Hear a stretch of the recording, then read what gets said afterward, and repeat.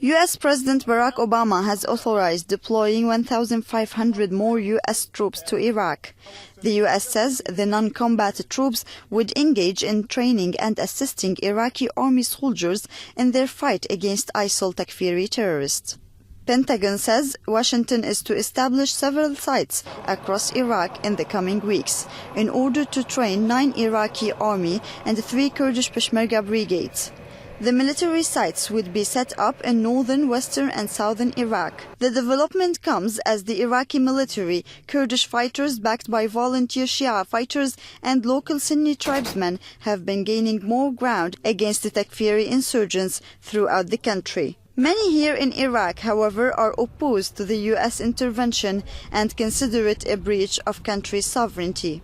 This is considered as part of the interference in the Iraqi internal affairs and as a breach of sovereignty. The White House has asked Congress for $5.6 billion to finance what it described its anti-ISIL military operations. The amount includes $1.6 billion to train and equip Iraqi security forces as well as the Peshmerga fighters. The United States need to establish bases in Iraq.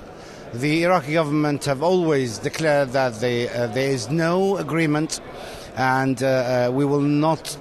Don't think that will be possible on any Iraqi soil. But however, Kurdistan have already declared their willingness to host such bases. Therefore, I think the United States is having a new plans by establishing bases in Kurdistan, permanent bases.